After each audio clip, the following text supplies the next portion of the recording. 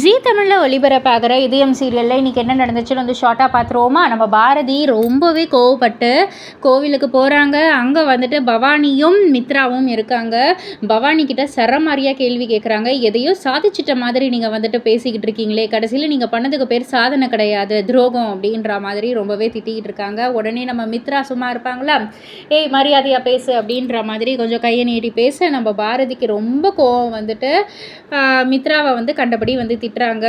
உனக்கு என்கிட்ட ஃபஸ்ட்டு பேசுகிறதுக்கு அருகதையே கிடையாது. நீ முதல்ல மரியாதையை பற்றி பேசுகிறதுக்கு உனக்கு என்ன தகுதி இருக்குது?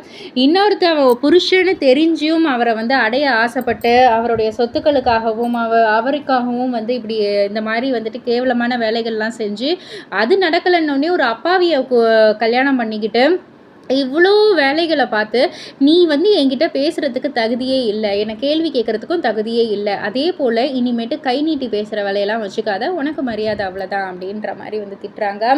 இந்த சைடு பவானி பேச, இந்த சைடு மித்ரா பேசன்னு ரெண்டு பேர்கிட்டையுமே வந்து சரிசமமாக நம்ம பாரதி சும்மா செம்மையான ஒரு ரெய்டு விடுறாங்க அப்படின்னே வந்து சொல்லலாம். பயங்கரமாக வந்து திட்டுறாங்க, ஆக்ரோஷமாக இருக்காங்க. இனிமேட்டு இந்த பாரதியை நீங்கள் வந்துட்டு இப்படி தான் பார்க்க போகிறீங்கன்ற மாதிரி சொல்லி ஒரு சபதமும் எடுக்கிறாங்க. ஆதிக்கிட்டேருந்து வாங்கின எல்லா ப்ராப்பர்ட்டி எல்லா சொத்தையுமே வந்து திரும்ப ஆதி கைக்கே வர வைக்கிறேன்ற மாதிரி, அது வரைக்கும் காலில் செருப்பு போட மாட்டேன்ற மாதிரியும் வந்து சொல்லிடுறாங்க.